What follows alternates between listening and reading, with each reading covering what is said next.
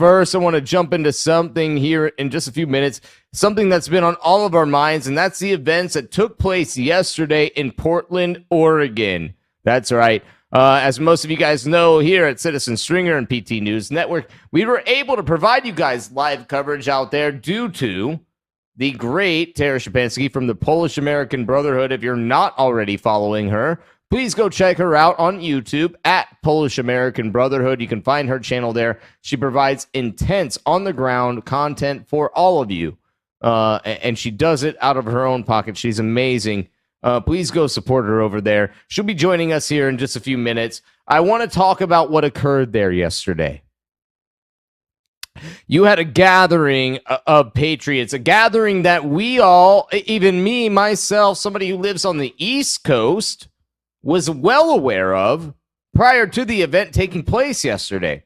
I had received multiple invitations, multiple notices about what was going to go on.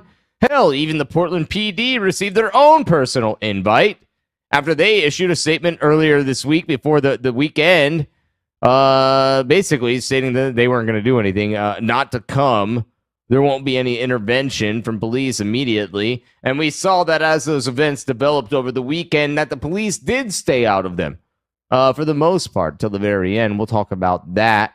Also, I want to talk about the latest Biden blunder. Yeah, we got one of those. Our buddy Scotty Rhino, who was upstairs earlier today, he sent it to me. He wants to come back with you guys. He wants to be back so bad. He plans on moving into the new house by the end of the week. He's got to finish some stuff up. He's been working on radio promos and all kinds of cool stuff. He might drop in tomorrow night with us. Who knows? We'll see. Make sure you guys check out tomorrow morning, 8 a.m. to 10 a.m. I will be hosting the morning news here at Citizen Stringer, talking about the top latest headlines from today and throughout the evening tonight on the news tomorrow morning. Make sure you guys check that out there. Also, want to talk about a little bit about what Joe Biden had to say yesterday as it relates to the hurricane and preparedness for the hurricane. I was struck a little bit off canter when I read the new latest CDC preparedness guidance. We'll talk about that as well. First, I want to get to a very special guest, and that's Tara.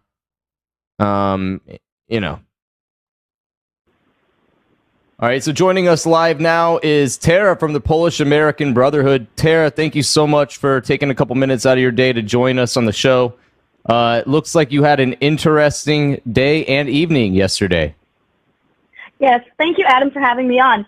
Yesterday was absolutely insane. So it basically started out with they announced the new location of where the rally was going to be held, which was about 10 miles outside of downtown. And the purpose of this was because we truly wanted to have a peaceful assembly, which is our First Amendment rights. And then also with the, since Antifa had announced a direct action, we wanted to ensure the safety as much as possible for all of the attendees of the rally. And so that's why they announced a location change and announced it at 10 a.m. that morning. And so really with moving the location 10 miles out, Antifa came over intentionally in order to attack.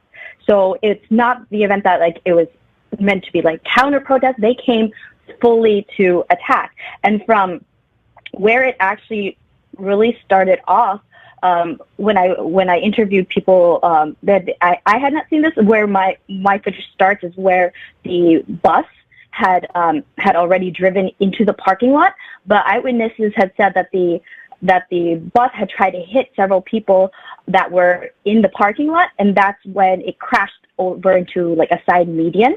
And so that's the point that I ran up to where the bus was, and the Antifa was on the assault.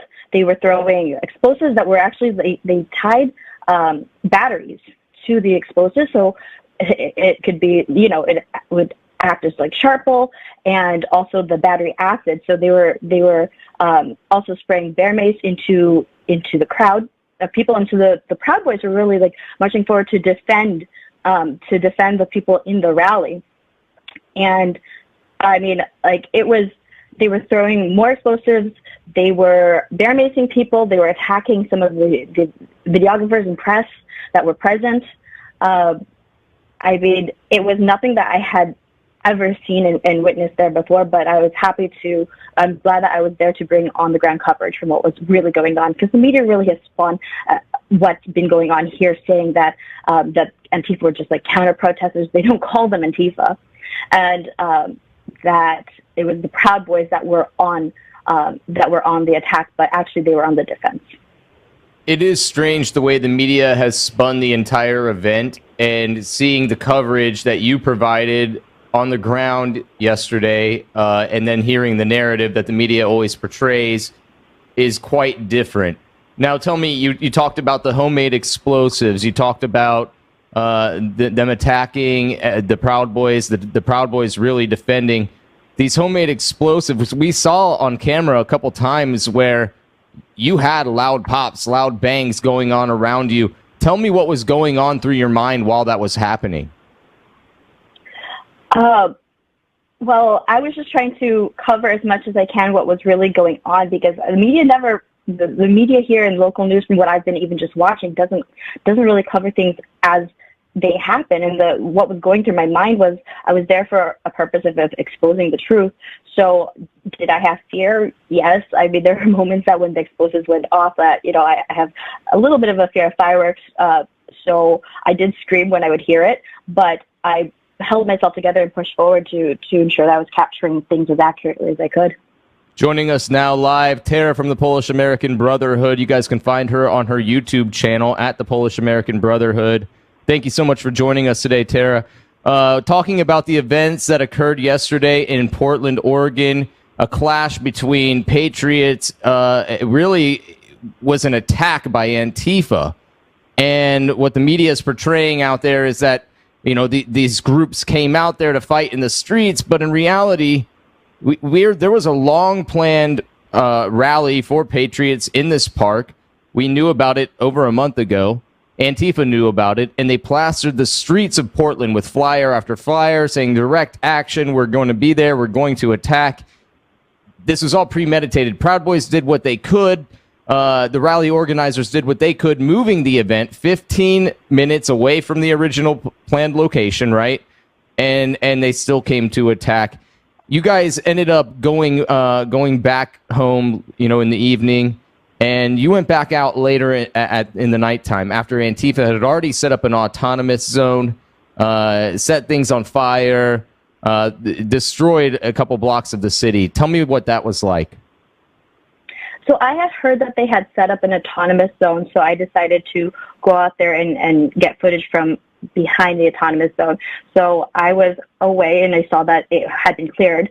I was wondering where they went. I figured they went for a march to further terrorize the streets, but I took that opportunity to then go behind the barricade, where I saw a fire pillar that was built, and the entire lining of the street leading up to it is completely graffitied and tagged with profanities, and even to kill and ACAB. Broken windows lining it completely with paint spattered along.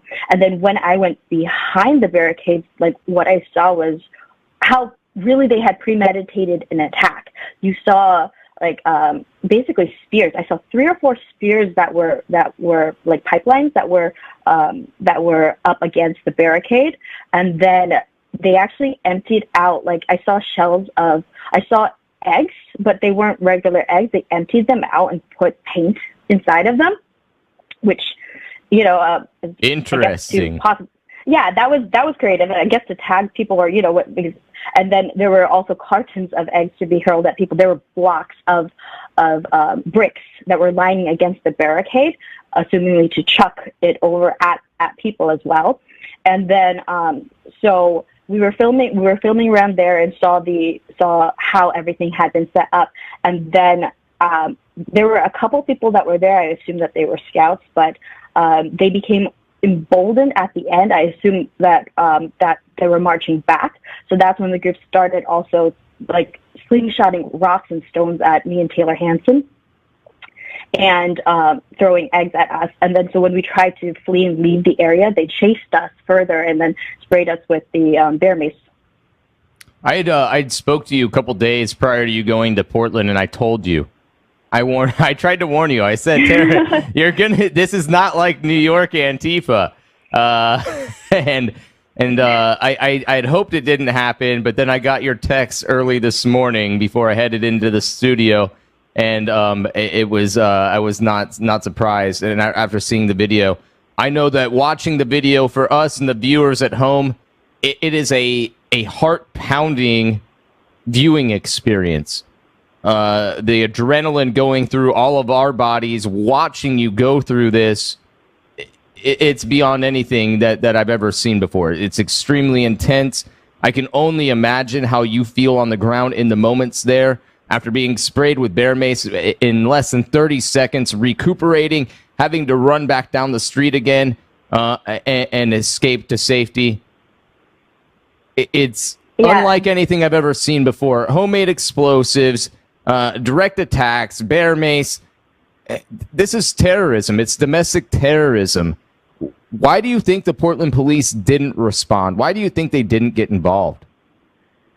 I mean, there's a couple of factors that the police force here is severely weakened. Their morale is down. Even they've been reporting that in local media of how the police don't feel supported. They've lost so many. A lot of people have quit the force, so they already don't have the numbers they need. They don't have the support of the community, and then additionally, there's no support from the leaders.